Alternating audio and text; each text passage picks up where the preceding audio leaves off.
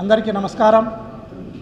ఈరోజు ఆంధ్ర రాష్ట్రాన్ని ఈ కూటమి ప్రభుత్వం అక్రమ మధ్యమాంధ్రప్రదేశ్గా మార్చిందనటంలో ఎలాంటి సందేహం లేదు। అందుకోసమే రాష్ట్ర ప్రజలు సిట్టు వద్దు సిబిఐ ముద్దు అనే మాటను చెప్తా ఉన్నారు। ఈరోజు మనం గమనిస్తే కల్తీ మద్యం, ఫేక్ వీడియో, ఫాల్స్ ఇన్వెస్టిగేషన్,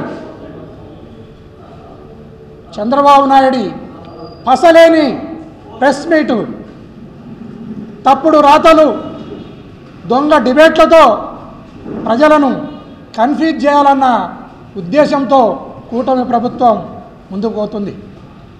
అదే కాకుండా కల్తీ మద్యమే కాకుండా విద్య కల్తీ, వైద్యం కల్తీ, వ్యవసాయం కల్తీ, పరిశ్రమలు కల్తీ, నువ్వు కల్తీ, నీ పార్టీ కల్తీయా చంద్రబాబు నాయుడు? నీ పార్టీ కల్తీ అని ఎందుకు అంటున్నానంటే ఇతర పార్టీలను కలుపుకున్నావు కాబట్టి। అదే కాకుండా చంద్రబాబు నాయుడు ఈరోజు మీరంతా కూటమిగా ఎందుకున్నారంటే ప్రజల కోసం కాదు, ప్రజల హితం కోసం కాదు, ప్రజల సంక్షేమం కోసం కాదు, కేవలం ఈ రాష్ట్రంలో బీజేపీకి ఓట్లు లేవన్న సంగతి నీకు తెలుసు, నాకు తెలుసు, ప్రజలందరికీ కూడా తెలిసిన విషయమే। ఓట్ల కోసం బీజేపీ ఈ రాష్ట్రంలో ఒంటరిగా పోటీ చేస్తే సీట్లు లేవన్న సంగతి పవన్ కళ్యాణ్కి తెలుసు, నీకు తెలుసు, నాకు తెలుసు, అందరికీ కూడా తెలిసిన విషయమే। వీళ్ళిద్దరు ఓట్ల కోసం, సీట్ల కోసం అయితే చంద్రబాబు నాయుడు కోట్ల కోసం, ఓట్ల కోసం, సీట్ల కోసం, కోట్ల కోసం మాత్రమే మీరు కలిసి ఉన్నారు తప్ప మీరు ప్రజల హితం కోసం కానీ, ప్రజల మేలు కోసం కానీ, ఈ రాష్ట్ర అభివృద్ధి కోసం కాదు అనేది స్పష్టంగా ప్రజలు గమనిస్తూ ఉన్నారు। అదే కాకుండా స్వర్గీయ మహానుభావుడు ఎన్టీ రామారావు గారు చెప్పిన మాటలు, నీవు ఒక మేకవన్య పులివి, గుంతకాటి నక్కవు, నువ్వు ఒక ఔరంగజేబువు, గాంధీని చంపిన గాడ్సేవు, ఈ మాటలు నేనంటున్నది కాదు, నీకు స్వయాన బిడ్డనిచ్చిన మామ, ప్రపంచ ప్రఖ్యాత నటుడు స్వర్గీయ ఎన్టీ రామారావు చెప్పిన మాట। నేను ఒక మాట చెప్తా ఉన్నా, నువ్వు గుంత నక్కవు, మేకవన్య పులే కాదు, అంతటి ఏనియ లాంటి ఎన్టీ రామారావుని మింగిన దోమవు। అలాంటి ఏనియన్ మింగిన ఈ దోమకు పవన్ కళ్యాణ్ అనేవాడు ఒక లెక్క లేదు, జమ లేదు, నిన్ను కూడా ఎన్నడైనా మింగేస్తాడు, నువ్వు ఇది గుర్తుపెట్టుకోవాలని పవన్ కళ్యాణ్ గారికి కూడా ఈ సందర్భంగా తెలియజేస్తున్నాను। ఈ రాష్ట్రంలో ఎక్సైజ్ నుంచి, అబ్కారీ నుంచి వచ్చే ఆదాయం చారాన ఖజానాకు, బారాన చంద్రబాబు నాయుడు జోబులేకి అనేది మనం మర్చిపోకూడదు। ఈ చారాన బారాన విషయం ఇలానే కొనసాగితే ఈ రాష్ట్రం దివాలా తీయక తప్పదు। ఈ మీడియా ద్వారా ఒక విషయాన్ని మనం ప్రజలకు తెలియజేయాల్సిన అవసరం ఉంది। అయ్యా చంద్రబాబు నాయుడు గారు, నువ్వు ఒక ఫేక్ వీడియోను రిలీజ్ చేయించి బోడుగుండుకు, మోకాలకు ముడేయాలనే ప్రయత్నం చేస్తున్నావు। జోగి రమేష్, నువ్వు భయపడనక్కర్లేదు, ఎప్పుడు కూడా బోడుగుండుకు, మోకాలకు ముడి పడదు, వేయాలని ప్రయత్నం చేస్తే అది అర్థరహితమని ఈ సందర్భంగా తెలియజేస్తున్నాను। ఈ రాష్ట్రంలో ప్రతి పల్లెలో 4-5 బెల్ట్ షాపులు, బజారుకు ఒక బ్రాందీ షాపు, దేవాలయాల పక్కల, గుళ్ళ పక్కల, బల్ల పక్కల కూడా ఈ బెల్ట్ షాపులు, బ్రాందీ షాపులు, వీటి నుంచి వచ్చిన ఆదాయం లేదా వీటికి మందును సప్లై చేసే పరిశ్రమలు ఏవైతే ఉన్నావో, ప్రైవేటు పరిశ్రమలు, దొంగ పరిశ్రమలు చంద్రబాబు నాయుడు గారి ఆధ్వర్యంలో ఆయన కర్త కర్మ క్రియ అయ్యి నడుపుతున్న లేదా తయారు చేస్తున్న మద్యం బాటిళ్ళు ఈ అక్రమంగా పెట్టిన బెల్ట్ షాపులకు కానీ బ్రాందీ షాపులకు కానీ లేదా పర్మిట్ రూమ్లకు కానీ సప్లై చేస్తున్నారు. తయారైన ప్రతి 3 బాటల్లో ఒక బాటల్ చంద్రబాబు నాయుడిది జనం లేకొస్తూ ఉంది, డబ్బులు ఆయన జోబులేకపోతూ ఉన్నాయి. ఇది ప్రజలందరూ కూడా గమనించాలి. అదే కాకుండా పోలీస్ వ్యవస్థ ఈరోజు ఒక వ్యక్తిని అరెస్ట్ చేసినప్పుడు అతన్ని క్షుణ్ణంగా సోదా చేస్తాం. సోదా చేసి అతని దగ్గర ఏం వస్తువులు ఉన్నాయో వాటినన్నిటి కూడా రికార్డు చేసి పెట్టుకుంటాం. అతన్ని పోలీస్ అరెస్ట్ చేసినప్పుడు ఖచ్చితంగా అతన్ని కన్ఫైన్ చేస్తాం, అతన్ని మూమెంట్ను రిస్ట్రిక్ట్ చేస్తాం. అట్లాంటిది స్వయంగా పోలీస్ ఆఫీసర్లే దగ్గరుండి అతనితో ఒక వీడియోను రికార్డు చేయించి అది కూటమి ప్రభుత్వానికి అనుకూలంగా రికార్డు చేయించి దాంట్లో మన జోగి రమేష్ను ముద్దాయిగా చూపిస్తూ ఒక వీడియోను రికార్డు చేసి పెట్టడం అనేది చాలా దుర్మార్గమైన చర్య. ఇప్పటికైనా ఈ ప్రభుత్వం పోలీస్ పట్ల ఎలా వ్యవహరిస్తుందో పోలీసులందరూ కూడా గమనించాలి. ఇప్పటికే ఐపీఎస్ ఆఫీసర్లు జైల్లో పోవడం జరిగింది. అదే కాకుండా కొందరిని సస్పెండ్ చేయడం జరిగింది, మరికొందరు ఈ రాష్ట్రాన్ని వదిలిపెట్టిపోవడం జరిగింది.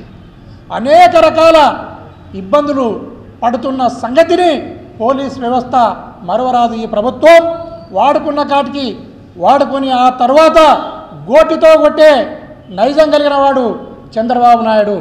ఈ వీడియో మీద మళ్ళీ అతనే ఎంక్వైరీ చేసి ఆ వ్యక్తి ఆ చంద్రబాబు నాయుడే మిమ్మల్ని జైల్లో పంపడానికి కూడా సిద్ధమవుతాడు. దీన్ని పోలీస్ వ్యవస్థ ఖచ్చితంగా గుర్తించాలి. అదే కాకుండా ఈ రాష్ట్రంలో అక్రమంగా ఏదైతే చంద్రబాబు నాయుడు సంపాదిస్తున్నాడో, వ్యవస్థలను మేనేజ్ చేస్తున్నాడో దీనిని ఖచ్చితంగా బీజేపీ తర్వాత పవన్ కళ్యాణ్ ఇద్దరు కూడా గుర్తెరిగి రేపు ఈ కర్నూలు జిల్లాకు గౌరవ ప్రధానమంత్రి నరేంద్ర మోడీ గారు వస్తున్నారు. ఈ గఠబంధన్ గలీజ్ హై, చంద్రబాబు నాయుడు చోర్ హై, ఖజానాకు చారానా, చంద్రబాబు నాయుడు జోబులోకి బారానా అనే విధంగా ఈ రాష్ట్రం పోతా ఉంది. దీని మీద యాక్షన్ తీసుకోమని ప్రధానమంత్రి గారికి తెలియజేయాలని బీజేపీ వాళ్ళను పవన్ కళ్యాణ్ని నేను కోరుతున్నాను.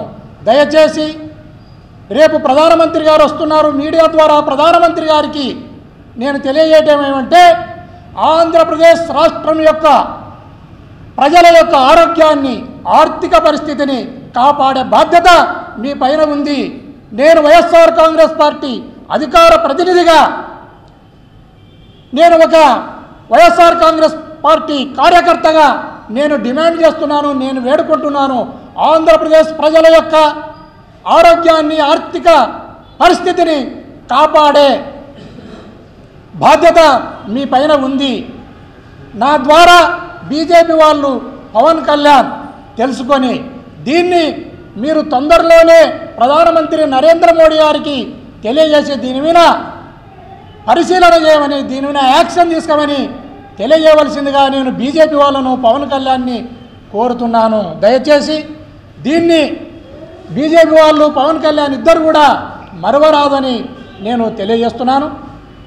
అదే కాకుండా ఈ రాష్ట్రంలో పోలీస్ వ్యవస్థ చాలా నిర్వీర్యమైపోయింది. ఇలా నిర్వీర్యం అయిపోతే ఇది ఏ పార్టీకి కానీ ఏ ప్రాంతానికి కానీ మంచిది కాదు.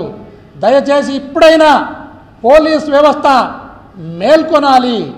చట్ట ప్రకారం తమ ఉద్యోగాన్ని తాము చేస్తూ, చట్టాన్ని పరిరక్షిస్తూ, నేరాలను అరికడుతూ, మంచి వాళ్ళను రక్షిస్తూ, మంచి ప్రజలకు భద్రతను కల్పిస్తూ ముందుకు వెళ్ళాలని పోలీసు వ్యవస్థను కూడా నేను కోరుకుంటున్నాను. అదేవిధంగా ఇప్పటికే ఈ రాష్ట్రంలో 5-6 వేల కోట్ల దోపిడీ ఈ మద్యం ద్వారా జరిగింది.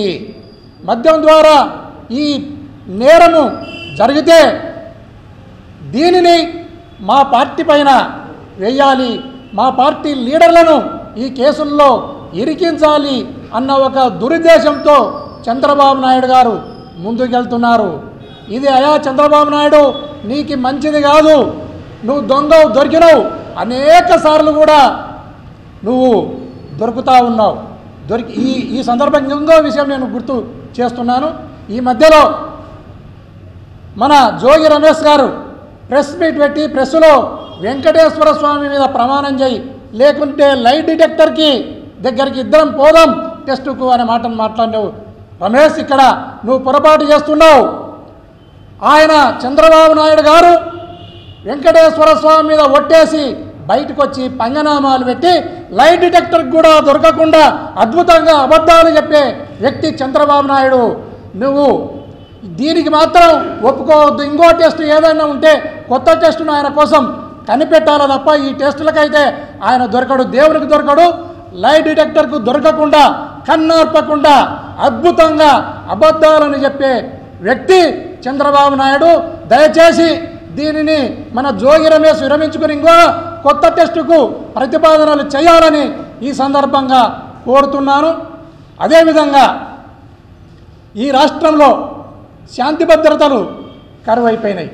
ఎక్కడ చూడు అలజడులు, ఎక్కడ చూడు అల్లర్లు, ఎక్కడ చూడు వైఎస్ఆర్ కాంగ్రెస్ పార్టీ కార్యకర్తలపైన కేసులు నమోదు చేయడం, రిమాండ్లకు పంపడం, అనేక రకాలుగా హింస పెట్టడం. నిన్నటికి నిన్న మా ఎంపీ మిథున్ రెడ్డి గారి ఆఫీసులపైన 4 ఆఫీసులపైన సిఐడి వాళ్ళు, సిట్ వాళ్ళు దాడులు చేయడం జరిగింది. ఆ దాడులలో ఎక్కడ కూడా ఏమాత్రం ఒక్క మెటీరియల్ కూడా దొరకలేదు. వీళ్ళు కొండను దవ్వి ఎలుకను పట్టినట్లు 4 పేపర్లలో సంతకాలు పెట్టించుకొని రావడం జరిగింది. ఇది ఆయన ప్రతిష్టను, వారి కుటుంబ ప్రతిష్టను దెబ్బతీయడానికి తప్ప ఇది వేరే కాదని కూడా ఈ సందర్భంగా తెలియజేస్తున్నాను. ఇప్పటికైనా పోలీస్ వ్యవస్థ మేల్కొని వారి ఉద్యోగాలు వాళ్ళు చేసుకుని వాళ్ళ స్కిన్ను వాళ్ళు కాపాడుకొని ఈ రాష్ట్రంలో శాంతి భద్రతలను కాపాడవలసిందిగా కోరుతూ ముగిస్తున్నాను.